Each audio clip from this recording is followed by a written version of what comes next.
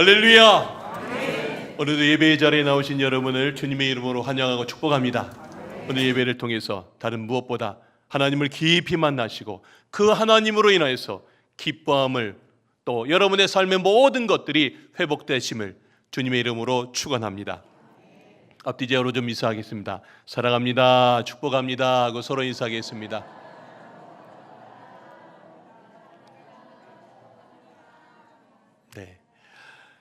네, 오늘 할렐루야 찬양대가 좀 다르죠? 네, 오늘 아주 실내악단이 3명이 됐습니다. 바이올리니스트가 1명 더 왔습니다. 우리 권다혜라고 하는 청년인데요. 우리 저기 실내악단 우리 3분 다 한번 일어나 보실까요?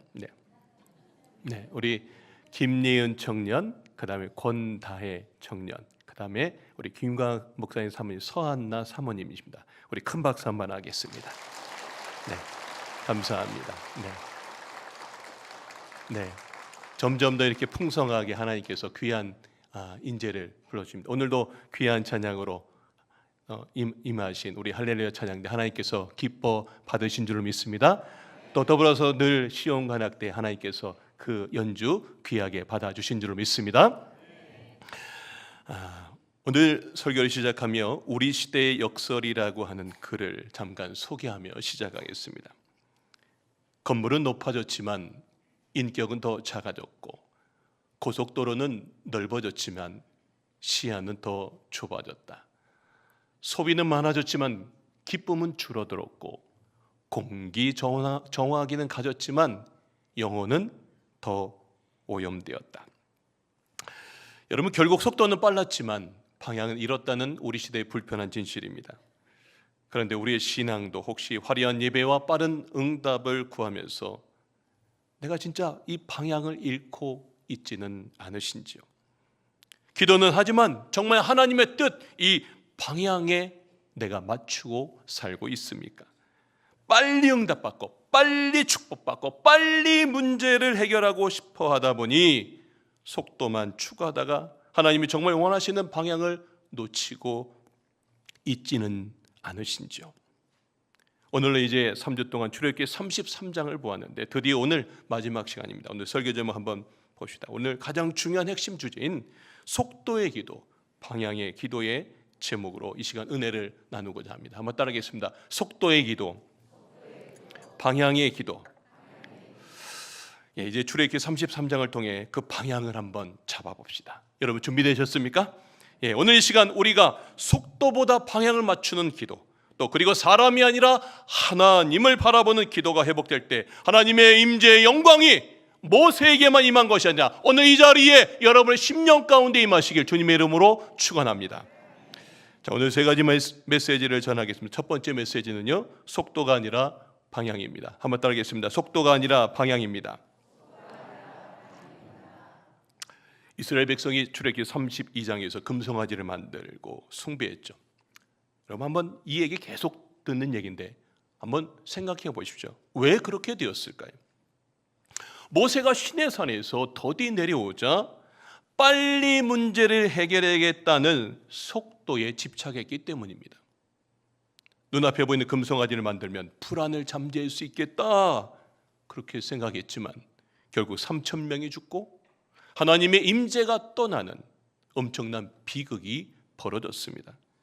이게 속도를 택한 결과입니다. 빨리 안정되고 빨리 응답받고 빨리 내 뜻대로 하고 싶었지만 방향, 하나님의 뜻을 잃어버린 겁니다. 화려한 금송아지로 만족을 얻으려 했지만 결국 껍데기만 남은 신앙이 되고 말았습니다. 마치 선물은 버리고 포장지만 가져가는 것처럼 껍데기만 남은 종교였습니다. 오늘 우리도 기도 응답이 늦어지면 불안해합니다. 내가 이거 기도했는데 하나님 응답하여 주시옵소서. 지금 맨날 주시옵소서, 이거는 엄청 많이 하는데 뭔가 응답이 안 이루어지면 뭔가 빨리라고 하는 여기 빨리에만 초점을 맞추다가 혹 나도 지금 금송아지를 만들고 있는 건 아닐까요? 그래서 세상적인 방법이 당장 편해 보여서 그걸 막 해보려고 해요. 그러다 보니까 내가 교회는 다닌데 내가 무언가 내 안에 하나님이 없고 내 안에 하나님이라고 하는 진짜 그 사람의 모습이 없고 형식만 남아있지는 않습니까? 제가 성경을 계속 이렇게 읽다가 밑줄을 그어보면서 성경을 계속 읽어보면 읽어볼수록 하나님은 속도를 거의 말하지 않습니다. 오히려 하나님은 방향을 강조합니다. 얘들아 이렇게 살아야지, 얘들아 이 길이 정말로 맞아 하고 방향에 대한 메시지를 늘 강조합니다. 그런데요, 속도는요 사단의 전략입니다. 한순간에 한방, 마치 도박처럼 쉽게 얻으려는 유혹으로 우리를 속입니다. 그게 사단이에요. 수많은 성경 속의 위인들이 다 이 속도에, 이 사단의 전략에 곤두박질 쳤어요. 그러나 하나님은 속도가 아닌 방향을 통해 각자 믿음을 연단하고 계십니다. 사랑하는 성도 여러분, 방향만 맞으면 하나님은 말리길도 깜짝할 사이에 옮겨 놓으십니다. 내 상황이 어떻든 내가 방향만 맞잖아요. 하나님은 저 멀리 있는 말리길도 나의 인생 가운데 기적을 일으켜 하시고 내 삶의 그 기적이 나의 코앞에 내 인생 가운데 이루어 주실 줄을 믿습니다. 여러분, 하나님에게서 속도는 문제가 아닙니다. 방향만 맞추면 하나님은 오늘도 우리의 삶 가운데 기적을 일으키시는 하나님이신 줄을 믿습니다. 속도의 기도를 붙들지 마십시오. 이거 붙들면 처음엔 좋은 것 같은데 멸망합니다. 이제 우리는 방향의 기도로 전환해야 됩니다. 자, 화면 한번 보십시오. 속도의 기도는 이거예요. 하나님 빨리 응답하여 주시옵소서. 빨리 해결해 주십시오. 내 뜻대로 빨리 해결해 주세요. 이게 속도의 기도예요. 근데 방향의 기도는 뭐니까 기도를 했는데 응답이 안 와요. 근데 이때 문제보다 이 문제를 통해 역사하시려는 하나님의 뜻을 알게 하여 주시옵소서. 이게 방향의 기도예요. 이스라엘은 속도의 기도를 택해서 비극을 맞았습니다. 오늘 우리도 기도의 응답이 늦으면 불안해요. 불안하죠. 그러면 그때서부터 어떻게 돼요? 이 문제가 점점 내 머릿속에서 막 소설을 써내게 되시고 점점 더 커집니다. 그러면서 하나님의 뜻보다 세상적 방식을 택하지 않으십니까? 혹 더 나아가서 금송아지를 만들고 있지는 않습니까?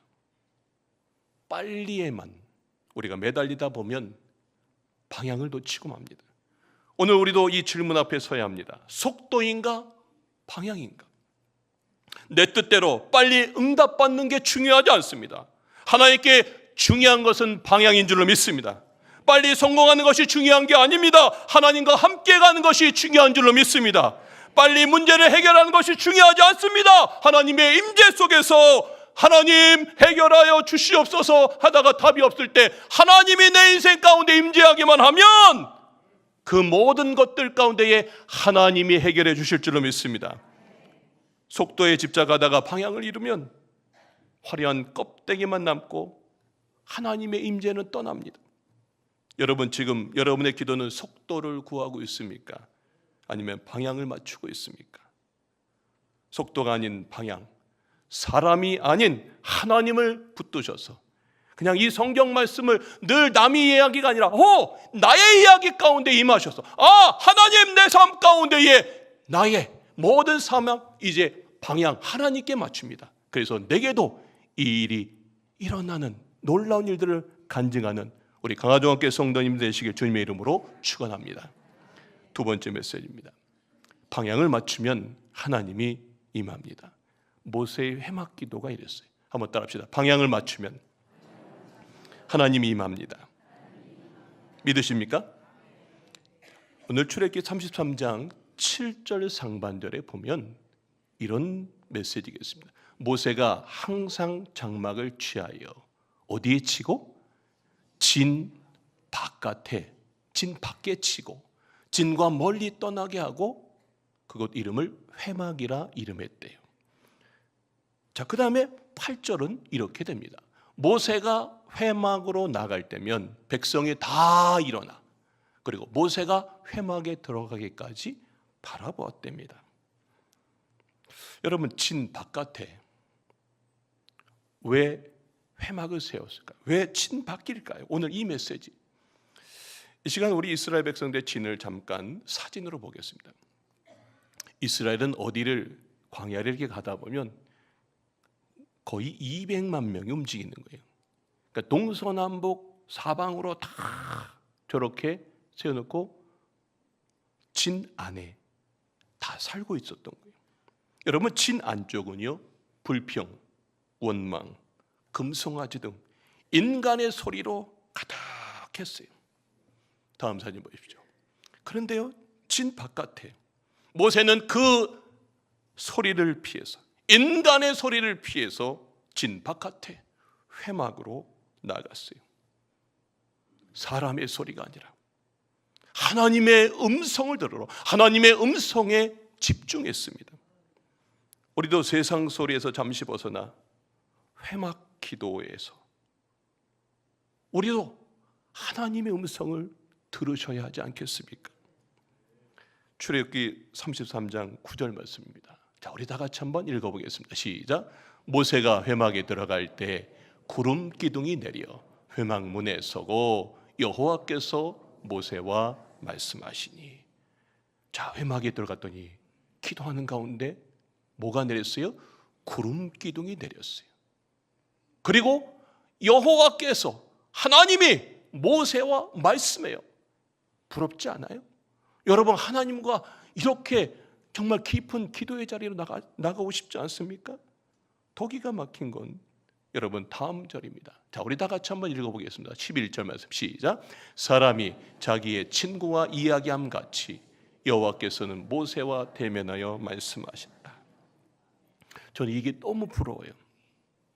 하나님과 대면하는 것뿐만 아니라 친구처럼 대화한대요. 나중에 보면요, 33장 끝부분에 보면 하나님의 등을 바라보는 대단한 역사를 맞이합니다.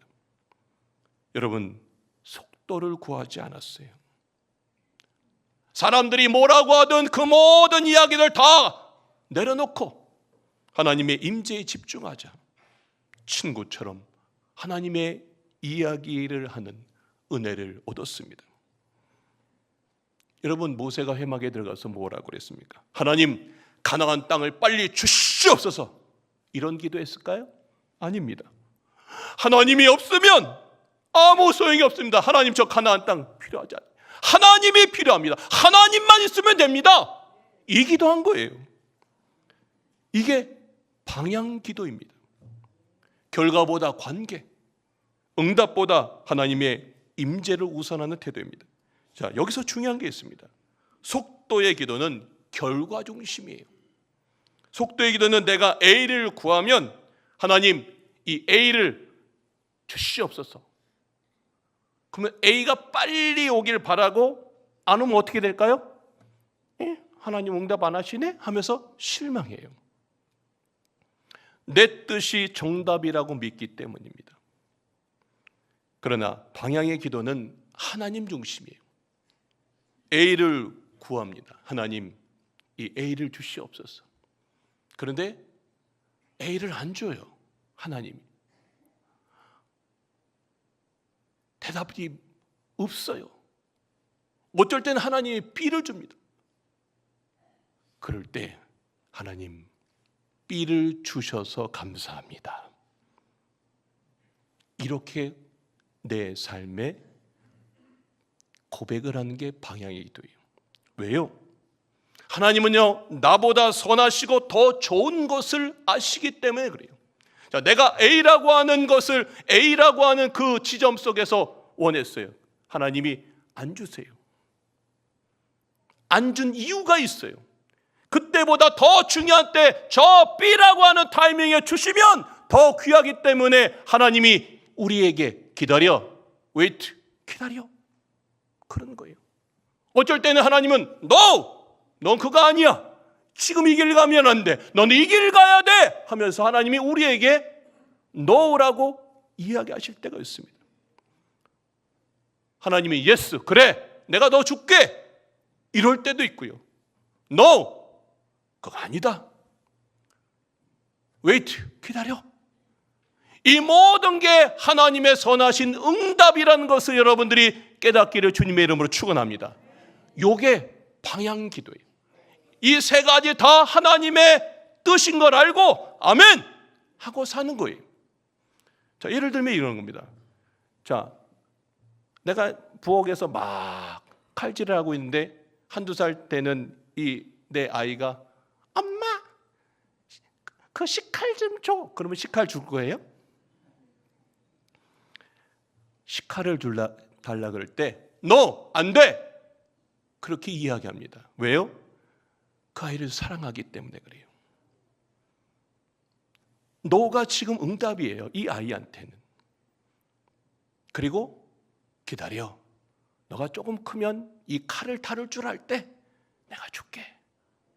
Wait. 이렇게 지혜롭게 하나님께서 우리에게 주실 때가 있다. 여러분, 모세의 기도는 방향의 기도였습니다. 그는 가나안 땅 A를 원했어요. 그런데 하나님이 안 준대요. 하나님의 임재, 그 B가 더 중요했기 때문에 그분의 뜻을 신뢰했어요. 하나님 A, 가나안 땅 이거 필요 없습니다. 나는 하나님이라고 하는 B가 더 중요합니다라고 하나님을 붙잡은 것, 이게 방향의 기도인 줄을 믿습니다. 여러분, 방향의 기도는 결과보다 하나님을 신뢰하는 기도입니다. 응답보다 하나님을 구하는 기도입니다. 이것이 모세의 회막 기도의 본질입니다. 우리도 모세처럼 방향을 맞추는 기도를 드립시다. 방향을 맞추어서 여러분들 모두가 기도하는 가운데에 하나님의 임재를 경험하시길 주님의 이름으로 축원합니다. 자, 그러면 이제 제가 이것을 설명하기 위해서 이제 기도의 양과 질에 대해서 이야기할 겁니다. 하나님께서 기도의 길이와 깊이를 통해서 우리의 방향을 교정하세요. 첫 번째 제가 이야기하고 싶은 기도의 시간이에요. 기도의 양이죠. 자, 대부분 처음엔 기도할 때 하나님 빨리 문제를 해결하여 주시옵소서, 이런 속도의 기도를 하시죠? 그러시죠? 대답을 아무 소리도 안 하시네. 저도 그래요. 하나님 주시옵소서. 네. 대부분이 이렇게 속도의 기도를 합니다. 그런데요, 기도를 계속 하다 보면 내 고집이 내려가요. 그리고 하나님의 뜻이 보이기 시작합니다. 기도의 양이 쌓이면 쌓일수록 내 뜻에서 하나님의 뜻으로 방향이 바뀌어집니다. 그 예가 오순절 마가의 다락방 사도행전 2장에서 볼 수 있습니다. 제자들이 이제 예수님이 자, 너네들 저 마가의 다락방에 들어가서 기도해라. 처음에 그들이 얼마나 두려웠겠어요. 로마의 비방. 하나님, 우리를 살려주시옵소서. 하나님, 우리를 살려주시옵소서. 아마 이런 기도들을 하지 않았을까요? 아마 속도의 기도를 드렸을 거예요. 하지만 하루 지나고 이틀이 지나고 닷새 엿새, 그리고 나서 열흘 동안 계속 기도했는데, 처음엔 문제 해결을 구했는데 기도의 양이 쌓이면서 그들이 기도의 방향이 바뀌었어요. 아, 그래, 성령을 구하라 그랬지? 그래, 이제 우리가 성령을 구해야 되겠다. 그러면서 기도의 양이 쌓이면서 성령 임재를 구하는 방향 기도로 바꾸었습니다. 결국 성령 강림이라는 폭발적 응답이 오순절 마가의 다락방에 임했습니다. 처음엔 속도의 기도였지만 열흘간의 기도 시간의 그 양이 방향 기도로 여러분 변화시킨 것입니다. 기도 시간이 쌓이면 내 욕심은 줄고 내 뜻에서 하나님의 뜻으로 방향이 맞춰집니다. 자, 우리 맨 밑에 노란 글씨 두 줄 읽어보겠습니다. 시작. 기도를 계속하면 방향 기도로 변화되며 결국 하나님이 응답, 속도를 책임지십니다. 할렐루야. 여러분, 방향만 맞춰지면 하나님은요, 오순절 마가의 다락방에 그 연약한 자들에게 놀라운 강력한 역사 임했는데 오늘 우리도 방향만 맞추면 하나님께서 오늘도 동일하게 우리를 써 주실 줄을 믿습니다. 자, 이번에는 기도의 질이에요. 자, 기도에 집중하는 겁니다. 여러분, 기도의 질은 오래 기도하는 게 아니라 내 뜻을 내려놓고 하나님의 뜻에 집중하는 거예요. 따라합시다. 내 뜻을 내려놓고 하나님의 뜻에 집중하는 것. 자, 예수님이 겟세마네 동산에서 십자가를 져야 되는데 무서울까요? 무서울까요? 무섭죠. 예수님이 처음에 이런 기도를 했습니다. 아버지, 이 잔을 내게서 옮기시옵소서. 나의 십자가 너무 힘들어요. 하나님, 옮겨달라고요. 나 이거 못하겠습니다. 이게 처음에 예수님의 기도였어요. 그런데요, 그분이 기도에 깊이 집중합니다. 자신의 뜻을 내려놓고 하나님의 뜻에 집중했어요. 그리고 나서 나중에 어떻게 됐습니까? 아버지의 원대로 하시옵소서. 아버지의 원대로 하시옵소서. 십자가를 지는 것이 너무나 힘들었는데, 내 앞에 그 모든 것들이 괴로웠는데, 이 문제보다 크신 하나님을 바라보며 방향을 틀은 거예요. 내가 정말 인류의 구원을 위해서 아버지께서 이 땅에 나를 보내셨는데, 그래, 아버지께 맡기자. 방향을 맞췄기에 십자가의 고통을 넘어 부활의 영광을 경험하신 줄로 믿습니다.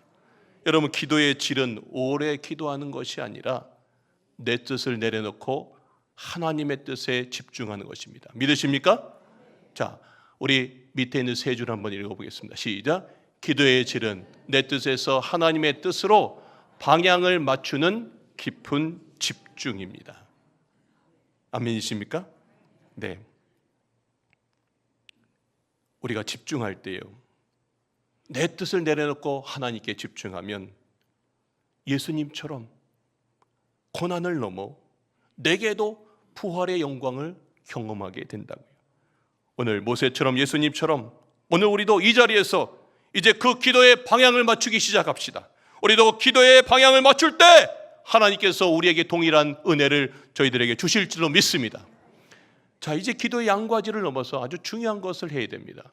기도의 0점 조준을 이제 해야 됩니다. 방향을 맞추는 기도입니다. 자, 한번 따라합시다. 기도의 0점 조준. 자, 사진 한번 보십시오. 자, 여러분 사격을 처음 하는데 만약에 사격을 해서 저렇게 쐈다면 잘 쏜 걸까요? 못 쏜 걸까요?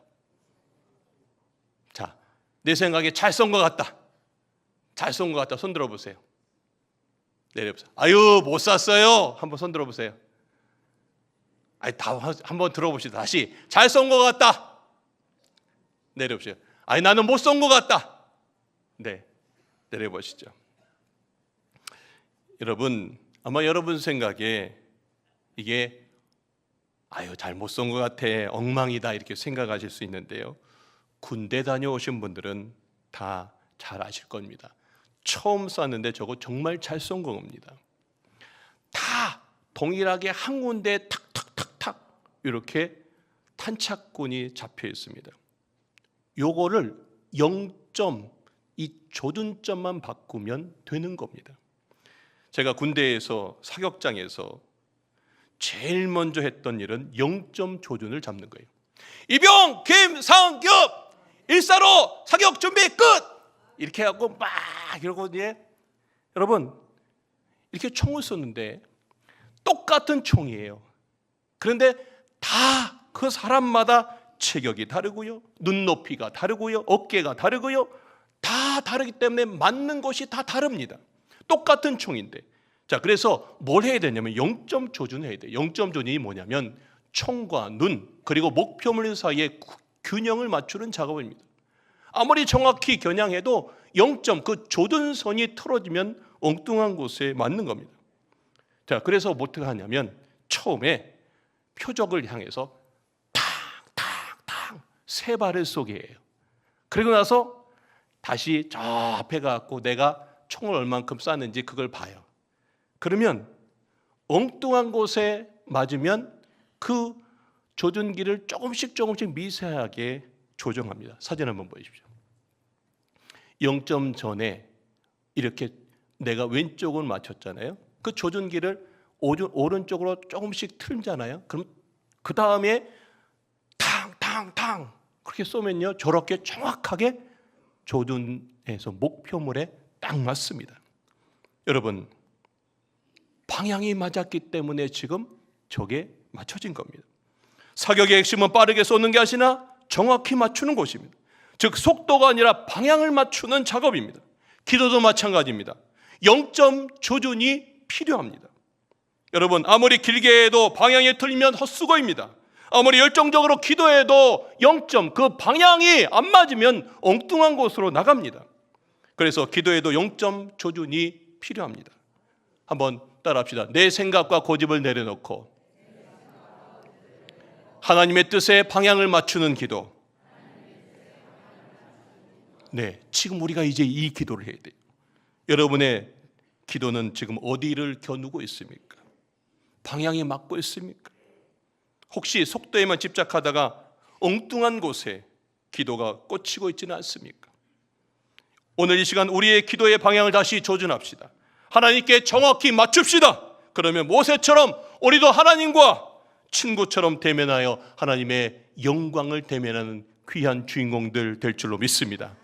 마지막 메시지 세 번째입니다. 방향을 이어가면 하나님이 역사하십니다. 한번 따라합시다. 방향을 이어가면 하나님이 역사하십니다.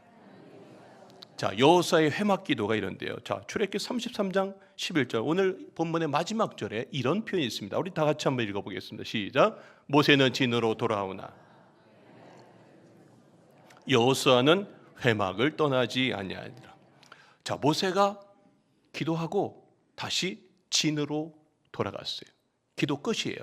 그런데 그 옆에 있던 눈의 아들 젊은 수종자 여호수아는 어떻게 했다고요? 회막을 떠나지 아니했대요. 왜 여호수아는 회막을 떠나지 않았을까요? 여호수아가 가만히 들여다본 거예요. 모세가 지금 200만 명을 이끌고 가는데 사람의 소리, 수많은 사람이 이렇습니다 저렇습니다 원망하고 비평하는데 그때마다 모세가 뭘 하냐면 그 소리 다 뚝 끊고 하나님 앞에 엎드려서 하나님 어떻게 해야 될까요? 모세가 늘 방향 기도하는 것을 늘 본 거예요. 그리고 그 기도대로 살았던 이 이스라엘 백성들이 가는 곳곳마다 하나님의 역사를 경험한 것을 여호수아가 다 본 거예요. 눈으로 그걸 지켜봤으니 그도 이제 똑같이 그래 모세가 지나갔지만 나는 지금 이 자리에 남아서 나도 똑같이 방향 기도를 해야 되겠다 하면서 회막을 떠나지 않고 지금 기도를 하는 거예요. 여러분, 다음 세대는 이렇게 눈으로 보고 배웁니다. 모세가 하는 걸 다 그대로 여호수아가 보고 배우듯 우리 자녀들도 회막 기도의 본을 배울 겁니다. 이게 다음 세대가 영적 유산을 계승하는 모습입니다. 여러분, 이후에 여호수아는 속도가 아닌 방향을 택합니다. 정탐꾼 12명 보냈어요. 자, 가나안 땅 보고 와라. 보고했는데 어땠습니까? 10명은 아유 우리는 안 됩니다. 우리는 저들 앞에 메뚜기입니다. 우리는 안 돼요. 그런데 어떻게 했습니까? 여호수아는 저들은 우리의 발입니다. 하나님이 주신 땅입니다 라고 그는 방향을 그대로 정하고 그 길을 걸어갔습니다. 그가 나중에 여리고성 7일간 돌란 하나님의 명령 들었을 때 속도의 개념으로는 이해되지 않는 말이에요. 그냥 성을 빙빙 돌리니까요. 그런데요, 방향에 순종했더니 그 철옹성 같은 성벽이 무너졌습니다. 여호수아는 속도를 구하지 않고 방향을 맞췄더니 하나님이 가만히 있었던 그 여호수아를 통하여 여리고성을 우르르 무너지게 해 주신 줄로 믿습니다. 여러분, 다음 세대에게 무엇을 남길 것입니까? 만약 어른들이 기도 없이 인간적인 방식으로 교회 운영을 하며 빨리 문제 해결만 외친다면 젊은이들은 금송아지 신앙을 배울 것입니다.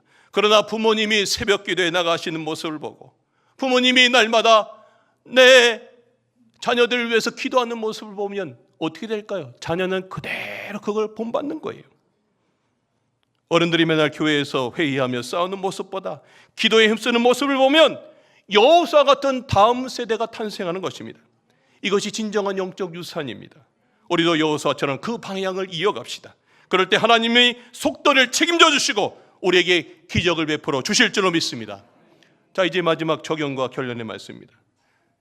지금 여러분의 기도는 어디를 향하고 있습니까? 속도입니까? 방향입니까? 저는 이곳 강화중앙교회 부임한 지 이제 1년 10개월이 되었습니다. 오랜 역사와 전통, 1000명이 넘는 성도들이 예배드리며 요즘 새가족과 젊은 세대들이 들어오는 아주 은혜로운 교회입니다. 하지만 교회 정문에 강화중앙교회 주인은 예수 그리스도이십니다 라고 하는 표지석을 세우고 선포했지만 정작 내 뜻대로 혹 지금 빨리빨리만을 외치고 속도로 살고 있지는 않으신지요. 예를 들면 이런 것들이 있습니다. 여러분, 어떤 자녀가 집에 와서 엄마 용돈이 하고 100만 원을 줬어요. 그리고 나서 그 집에서 이제 밥 다 먹고 집에 가는데 엄마 아까 그 용돈 준 건 100만 원 다시 줘. 그럼 여러분 어떠실 것 같습니까? 여러분, 우리가 지금 헌신 예배를 드리는데 하나님 앞에 헌금까지 다 드리고 기도까지 합니다. 그런데 예배 후에 그 헌금을 헌신한 헌신 선교팀한테 다시 가져간다면 지금 그렇게 하고 있어요. 하나님은 어떤 마음이실까요?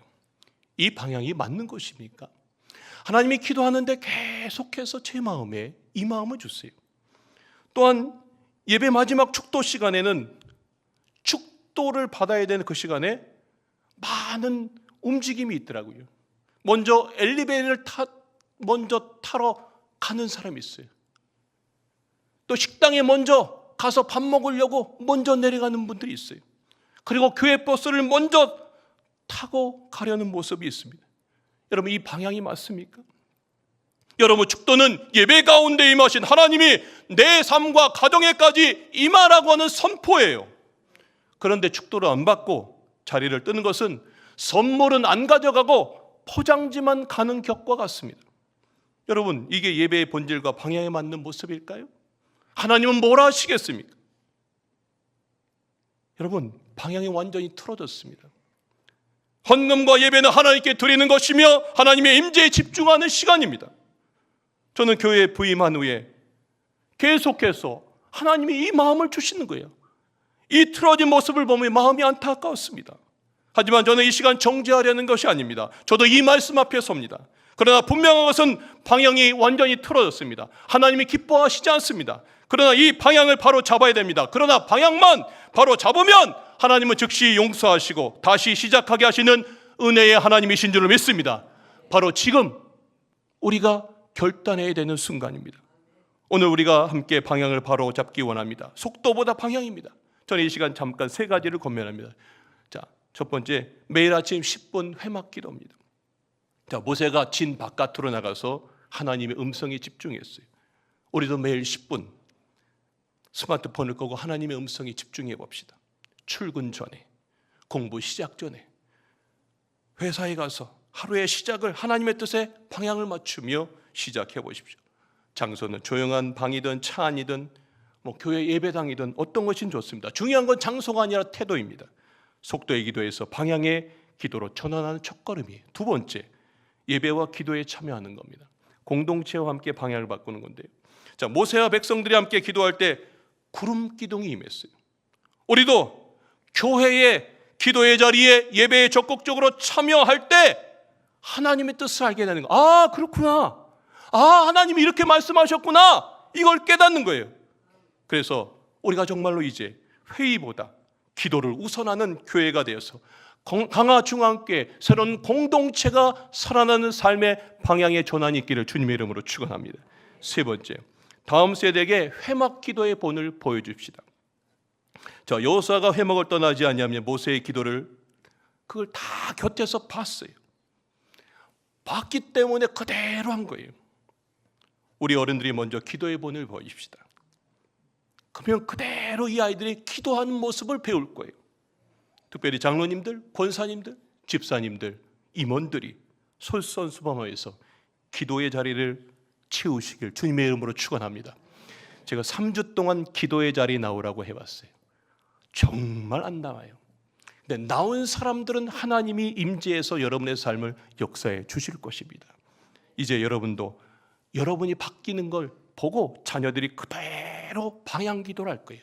그러면 내 아이가 나보다 더 큰 믿음의 큰 거목이 될 줄로 믿습니다.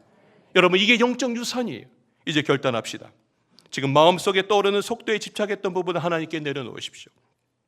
이 시간 방향을 다시 맞추고 하나님께 집중합시다. 이제 잠깐 침묵으로 각자의 방향을 점검해 봅시다. 우리 반주자 한번 준비해 주시고요. 우리 지금 각자 마음속에 떠오른 방향을 잃은 부분 하나님께 내려놓으십시오. 그리고 방향을 맞추며 기도합시다. 하나님, 내 방향을 맞추겠습니다. 하나님 붙드는 신앙 나가겠습니다.